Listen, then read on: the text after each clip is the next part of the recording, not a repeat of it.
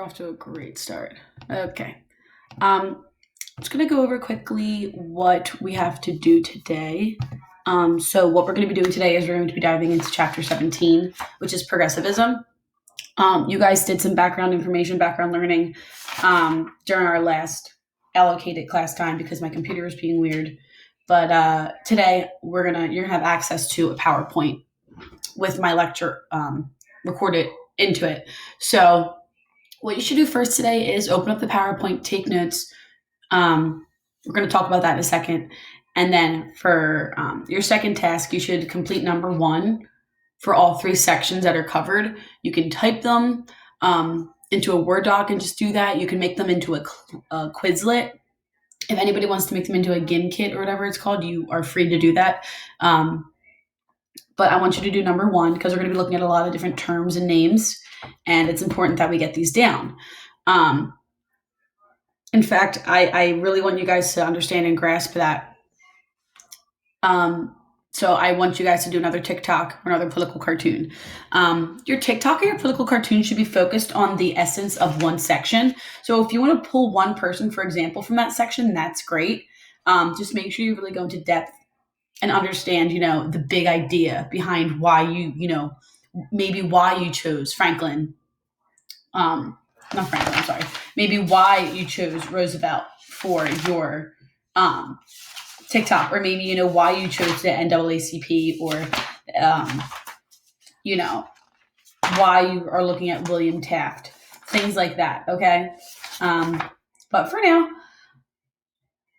we are going to dive into the lesson itself. Keep in mind, okay, you're going to have a short 10-question quiz that will be due on Wednesday. So make sure you're really paying attention, taking your notes, because then your quiz on Wednesday will be so much easier. Again, it's just a 10-question quiz. It's going to be an Edmodo quiz, multiple choice like we've been doing. Hopefully that's okay with everybody. So let's get started. The Progressive Era. Okay, Progressive Era. We see the word progressive all the time today. The word progressive just means kind of like looking forward, looking at change, right? Things that are going to help the people, government working for the people. And so our essential question today is, how did the progressive movement try to bring about social change?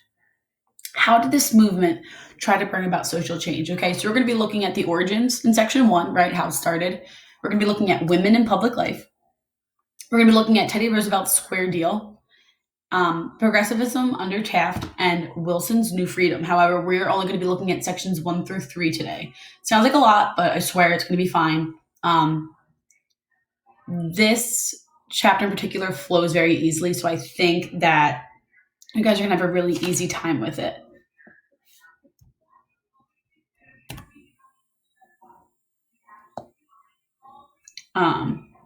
So main idea, right? Main idea of the origins of progressivism. Political, economic, and social change in the late 19th century America led to broad progressive reforms, right? Politics were changing, the economy was changing, and society was changing as well, right? We saw political change because we just kind of saw a shift in how politics were running at even the state and local level, right? We saw the boss, the political machine, and how politics kind of started going hand in hand with the economy, because we saw trusts and different firms start trying to monopolize the economy. Social change, right? We're going to be looking at women fighting for their vote. We obviously saw slavery become overturned. And different levels, all right? Because at this time, we're going to be seeing, Plessy versus Ferguson, which we saw last week with how you guys handled your PowerPoints. Okay, and why does this matter today? Because progressivism and its reforms in areas such as labor and voting rights, they reinforce democratic principles that continue to exist today, right? Because we had the progressivism, or the progressive movement, right? We can vote. Women can vote. What did the progressive movement want to do? Aimed to restore economic opportunities, right? And correct injustices in American life. And they broke this down into 4 goals, right? The 4 goals of progressivism. The first was to protect social welfare, the welfare of all people, to promote moral improvement, which is interesting. We know what morals are as we are in a Catholic school.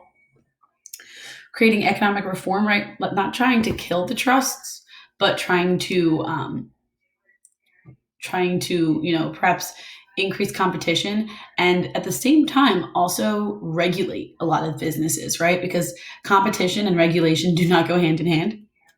And to foster efficiency, you should know from Gov that efficiency is, working to create the most product or to be as productive as possible given a certain amount of time. So fostering efficiency, getting stuff done. All right, so protecting social welfare. Social welfare reformers worked to soften harsh conditions of industrialization. Excuse me. We know that factories didn't necessarily treat their workers great. Children and women, children especially, were working in super harsh conditions, little breaks, poor, very low wages. So different organizations kind of popped up to combat these injustices that were going on because of industrialization. For example, we have the Social Gospel, and they aimed to help the poor through community centers, churches, and social services. We have the Young Men's Christian Association, which is the YMCA. They opened libraries, built pools, handball courts, different athletic outlets for people. We have the Salvation Army, which I'm sure you're also familiar with. And they fed the poor in soup kitchens, cared for children in nurseries. They sent slum brigades, right, to instruct poor immigrants in middle class values of hard work and temperance. So these slum brigades, right, means they would kind of bust into the what were called the urban slums, where immigrants sought refuge in the United States, and they would try to westernize them, teach them Western values. Trying to teach them about hard work, temperance. We have Florence Kelley. She was a social reformer that was dedicated to improving the lives of women and children. She was a major advocate for women and children. Promoting moral improvement, right? Morality is the key to improving the lives of the poor, not the workplace. This was the mindset. The mindset was also that the immigrants and the poor should uplift themselves by improving their own behavior. Yikes. Prohibition banned alcohol. Prohibition was such a big deal because women thought that when men drank, they spent all their earnings, abused their wives and children, and that alcoholism was, the devil's juice. But we have the WCTU, which is the Women's Christian Temperance Union. They were formed in Cleveland in 1874, and they supported prohibition. Frances Willard transformed this organization from the small, kind of low scale level to a national movement, and they ultimately became the largest women's group in U.S. history. They opened up kindergartens for immigrants. They visited prisoners, and they worked for suffrage, which we all know is the right to vote. Economic reform. So there was a panic in 1893, right? This made Americans question, is capitalism a good idea? And it shifted their ideas towards socialism. Capitalism is free market economies. You know that socialism is when the government kind of regulates the market, right? Eugene V. Debs helps organize the Socialist Party. Big business receives favorable treatment from government officials, and this allowed them to limit competition, right? This is what we talked about when we looked at Rockefeller and all those guys.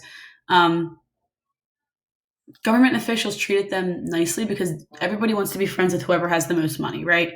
So, the government officials would repay them in return, or they would create this relationship where it was, if you scratch my back, I'll scratch yours, whatever the expression is. But, and that's pretty much what we saw. We have muckrakers. They are journalists who wrote about the corrupt side of business and public life in magazines, kind of exposing them for what they were. We have John Bunyan's Pilgrim's Process. Ida M. Tarbell's History of the Standard Oil Company, which revealed kind of the corruption in that firm. And we have Upton Sinclair's The Jungle. And we're going to see this again when we look at Roosevelt. Upton Sinclair's The Jungle talked about how disgusting the food industry was, and how, there's false advertisement and labeling and whatnot. It would be like, hey, smoke 10 cigarettes a day, it cures cancer. Like, that was pretty much how free people were to advertise without truth at that point. Fostering efficiency. Progressive leaders put their faith in experts and scientific principles to make society and the workplace more efficient. This is a really progressive idea. So people in government, rather than trying to figure out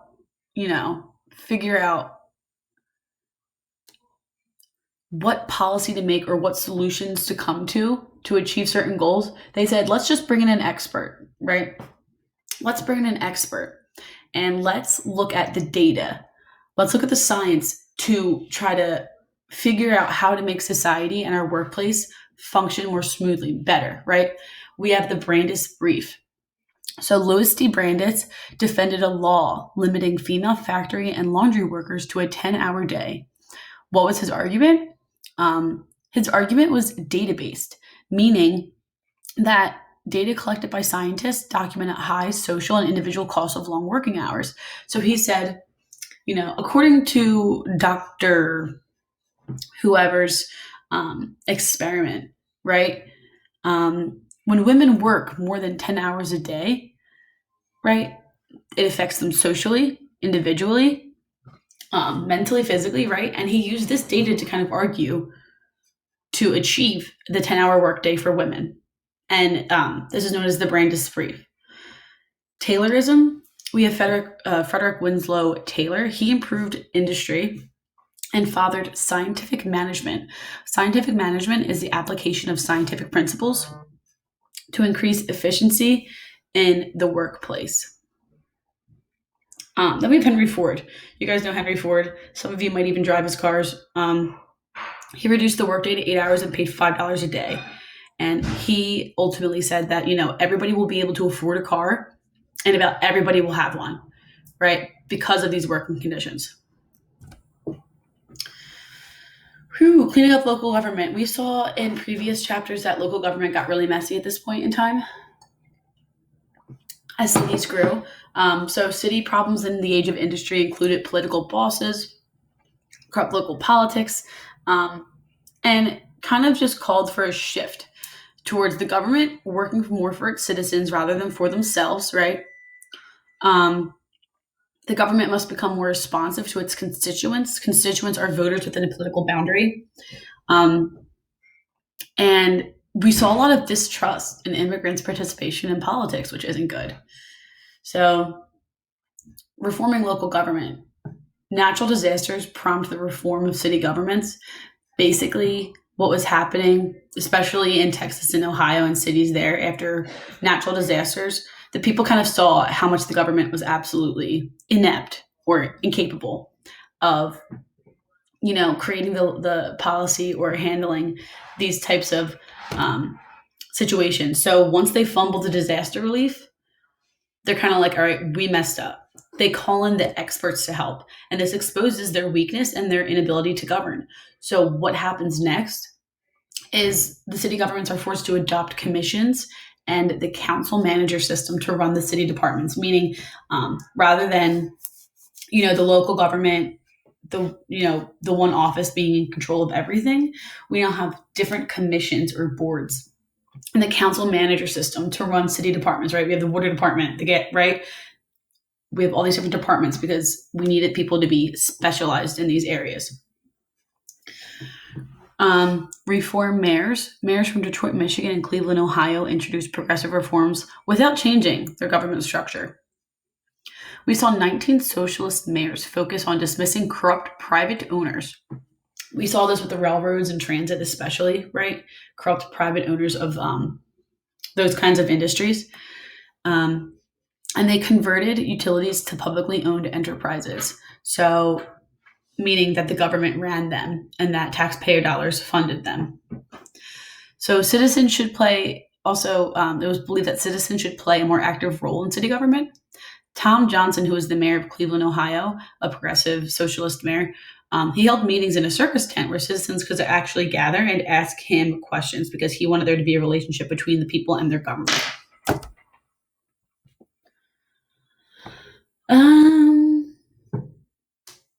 Reform at the state level, because obviously the mayor is in charge of the city. Who's in charge of the state? The governor. Great job. Local reforms coincided with progressive efforts at the state level. So the local reforms kind of were happening at the same time as efforts were taking place at the higher state level. Progressive governors kind of influenced states to pass laws that regulated railroads, mines, mills, and telephone companies, and other large businesses. Follett was a Republican from Wisconsin, and they called him Fighting Bob. He served 3 terms as governor, and he was elected to the Senate. He targeted railroad industry by taxing railroads, the same as other businesses, right? Because people were kind of giving the railroads a break because there were corrupt business practices going on between politicians and the railroads. And he set up a commission to regulate railroad rates, and he forbade the railroad industry to issue free passes to state officials. Some more governors that were on board with reform were Charles B. Aycock from North Carolina and James S. Hogue from Texas. When it comes to protecting working children, we saw that businesses hired children because they worked for lower wages and they had tiny hands that could fit into machinery. Immigrant children were often sent to work because their family needed everyone in the house to produce an income. Children were prone to accidents, they developed health problems, they stunt their growth. And we saw that in 1904, somebody did something about it. We saw that the National Child Labor Committee worked to expose industries' poor working conditions for children. We had the Keating-Owen Act of 1916, and this prohibited child-made products transported across state lines. However, this failed because if you remember our good little friend federalism, where the state government cannot create a law that goes against a law already passed by or protected in federal government. Okay? So this was repealed. It was unconstitutional, right? We know that that's something we looked at earlier in terms of what can be passed and what cannot. So reform at the state level continues. We see that working hours are limited through the Brandis brief that we looked at earlier. Mueller versus Brandis was the court case. We saw that working hours were also limited through the court case Bunting versus Oregon.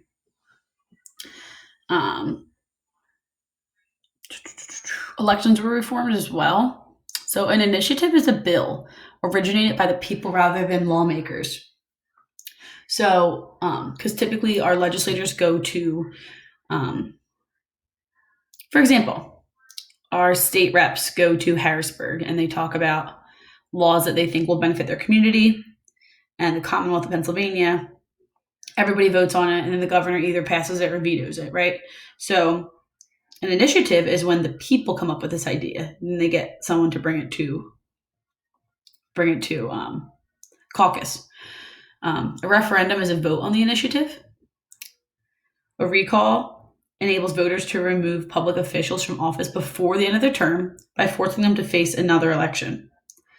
And the primary system allows people to choose their candidates because before the primary system, government chose candidates. All right, so then we have the direct election of senators. Prior to the 17th Amendment, state legislatures were able to choose the candidates that they wanted to run for senator. However, now, because of the 17th Amendment, voters get to choose their senatorial candidates through the primary elections, right? Because the primary, just to refresh or to jog your memory, primary election is when you select your candidate for the party. So, for example, maybe we had Bernie Sanders, Elizabeth Warren, Joe Biden, right, running for office. The primary is when you elect the Democrat or the Republican to represent the party in the general election. And that's where the Democrat and the Republican go head to head for the presidency or whatever position they are running for. Excuse me. Thanks. Basically, it gives people more of a voice in American politics. This was supposed to be for when my computer wasn't working on whatever the last day that was, so don't mind that. Women in public life. Women in public life. So, main idea here is that as a result of social and economic change, women entered public life as workers and reformers, right? Remember Florence Kelly? We looked at her for a hot sec. We're going to get more into what she did and what other women during this time accomplished for the U.S. This matters now because we can vote, right? We can vote, we can work, we can go to school, and we enjoy all of these possibilities because of how women worked in the 19th century. All right, women in public life. We're looking at women. This is section 2 now, obviously. We're looking at women in the workforce. Before the Civil War, married middle-class women were expected to devote their time and care to their home and families. By the late 19th century, only middle and upper-class women could even afford to do this because everybody else was required to earn wages outside of the home. And these are some ways that women did earn wages. So the people in the Midwest and the South, their role didn't change much.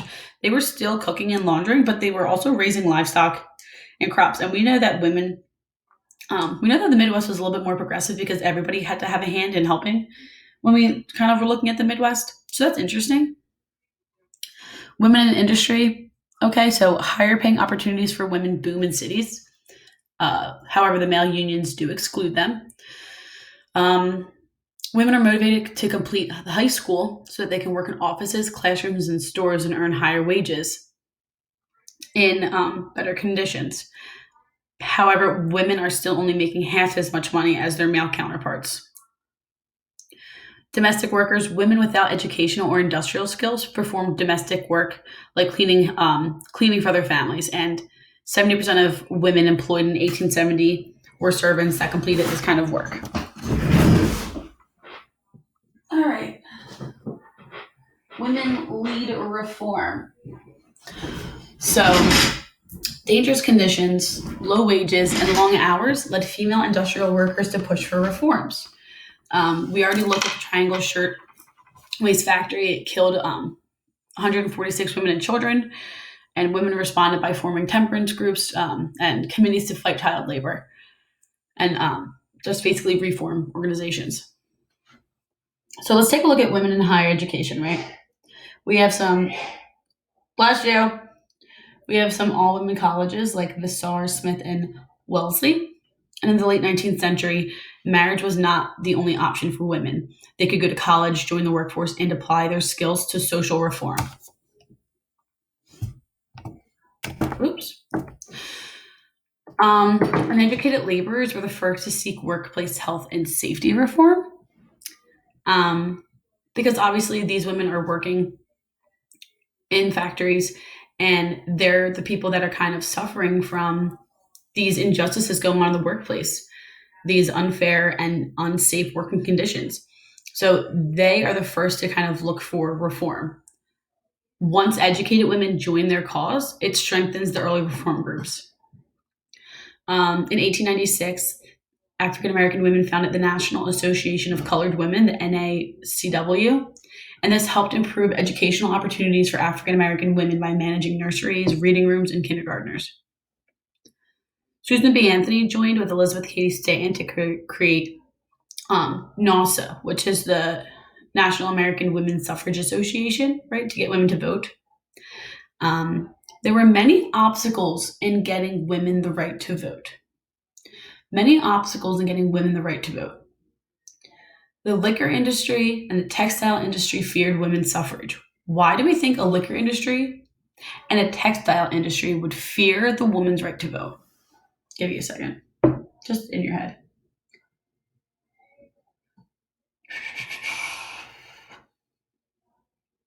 You guessed right.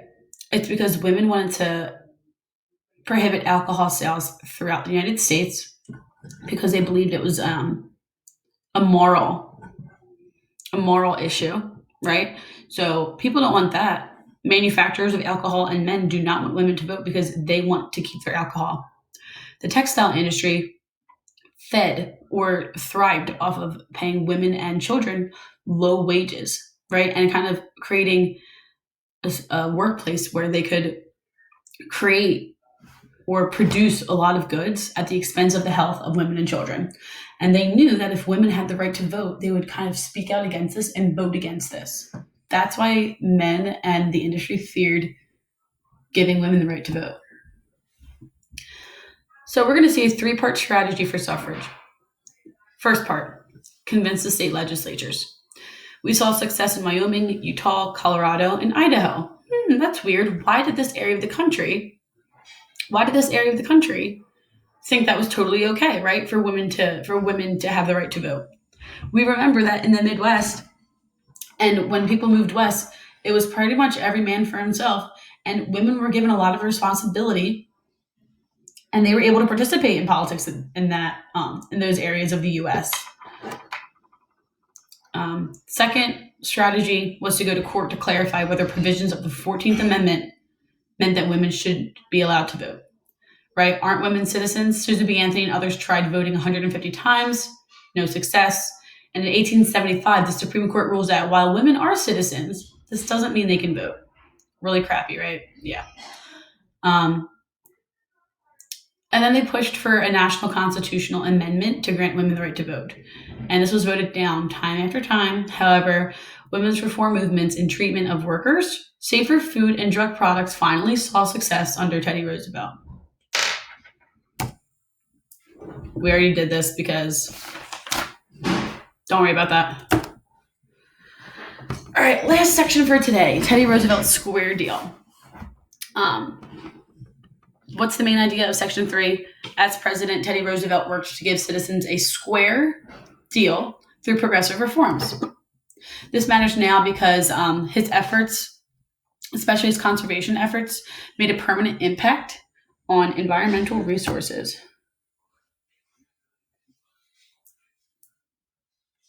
A Rough Riding president. So he served as McKinley's vice president and replaced McKinley when he was assassinated. So Roosevelt rises up. He serves 3 from, his life as a civilian before he was a public servant. He serves 3 terms in the New York State Assembly and the New York City Police Commissioner. He serves in that position. And then he is the assistant to the Secretary of the U.S. Navy. He advocated for war against Spain in 1898, and this gave him national attention. And his brigade Rough Riders won public acclaim for victory in Cuba during a war. He came home, was elected governor, then vice president, and now he is in the position of the presidency.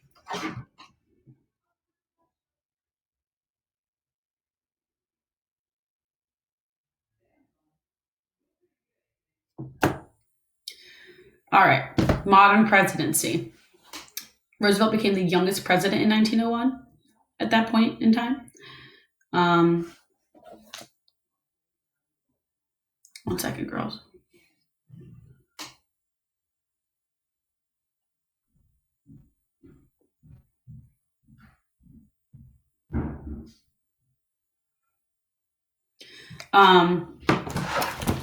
He enjoyed horseback riding and boxing, and his leadership and campaigns helped shape the modern presidency. He acted boldly, used his personality and popularity to advance his programs.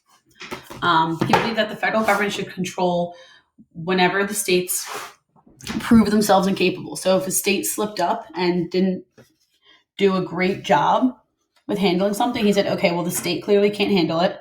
It is now the federal government's responsibility, so we are going to assume that power and leadership role.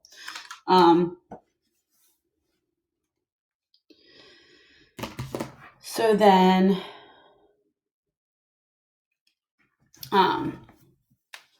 He saw the presidency as the bully pulpit. He could influence the news and media and shape legislation. And if big business victimized workers, he would ensure that the commoners saw a square deal, right? Where everybody is treated fairly. The square deal was coined and ultimately kind of described the progressive reforms that were sponsored by the Roosevelt administration. Kelly, you can go up there if you want. You can stay. I just can't have like noise. That's so like. Do you know what I'm saying? Yeah. Was the door open? Only a little bit. I don't know like which one. I don't know if sound travels like more. I'll try down here if you want. I mean, I don't care. I have to like make a decision either way. Yeah. 2 minutes. I'll just go in the living room. I feel like that could be further away.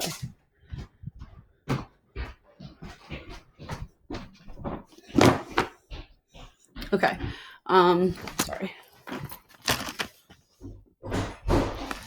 So the square deal deals with the 3 C's. They want to control the corporations like the trusts, protect the consumers who buy the goods, and preserve the country's natural resources, right, to conserve them. When it came to using federal power, Roosevelt believed that the modern America required a powerful federal government. He said that a simple and poor society can exist as a democracy on the basis of sheer individualism, but a rich and complex industrial society cannot so exist. So using federal power. Trust busting was his first focus. A trust is a legal body created to hold stocks in many companies. Trusts like Standard Oil controlled 4/5 of industries in the U.S., and they drove out competition and monopolized industry. The president combated dangerous monopolies by filing suits under the Sherman Antitrust Act. And in 1902, the coal strike took place, and mine operators refused to bargain with the workers. The coal reserves were running low, and Roosevelt intervened. So Roosevelt kind of says, all right, let me try to fix the situation. And they have the Arbitration Commission. So an arbitration commission is a third party that works with both sides to mediate the dispute.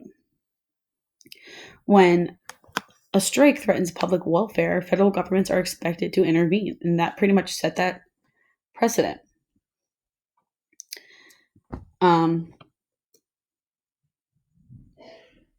With the railroad regulation, right? Roosevelt urges Congress to pass the Elkins Act. The Elkins Act would make it illegal for railroad officials to give shippers, or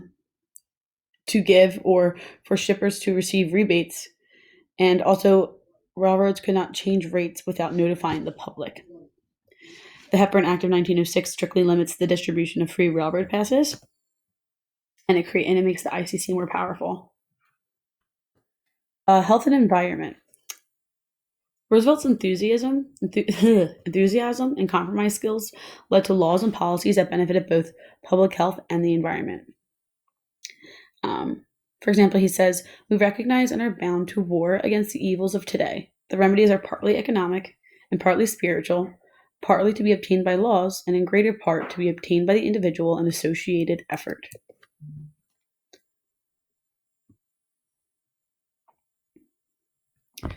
When it came to regulating food and drugs, I had talked about Upton Sinclair's The Jungle, because Upton Sinclair was a muckraker. Roosevelt appoints a commission to investigate the meatpacking industry, and he finds that there are disgusting conditions. People are eating disgusting food. And he pushes for the Meat Inspection Act. This dictated strict cleanliness requirements for meat packers. The Pure Food and Drug Act. So basically, the issues are manufactured goods were being produced with false labels, like I said earlier, promise to cure cancer, children's candy contained cocaine, things like that, really ridiculous. And in 1906, Congress passes the Pure Food and Drug Act. Pure Food and Drug Act halted the sale of contaminated foods and called for truth in labeling. So that was health. That was the health aspect. Now we're looking at the environment. Before Roosevelt, the federal government didn't pay much attention to natural resources. Private interests and industries were taking up a lot of the shrinking wilderness, and pioneer farmers let their cattle overgraze the Great Plains. Coal companies are cluttering the land with refuse from the mines, and lumber companies are neglecting to replace trees they'd cut down. The city is also dumping sewage into the rivers. So, what do we do about this? Like we said earlier, progressivism believes in using experts for problem solving, and so what they do is they name experts to government positions. We see a bunch of measures taken to kind of preserve wildlife, like preserving forests, water power sites, land to be explored, wildlife sanctuaries, national parks. To Roosevelt, conservation meant that some areas of the wilderness would be preserved while others would benefit the common good. For example, that money from selling public lands would fund the Roosevelt Dam, things like that.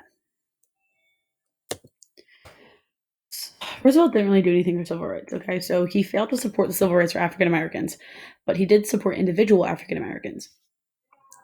He appointed individuals to certain political positions and even invited Booker T. Washington to eat dinner at the White House. But as far as legislation goes, he doesn't do much for civil rights. He's more focused on the environment. Girls, so that is the end of your presentation for sections 1 and 3. I know it was a lot of information. However, we can talk about this. I want to schedule a Zoom. You'll have a 10-question quiz on Wednesday that will have to be completed by 11:59 on Wednesday night. Because this information was posted kind of later in the day, your work is not due until Wednesday at noon. I hope that this doesn't confuse anybody or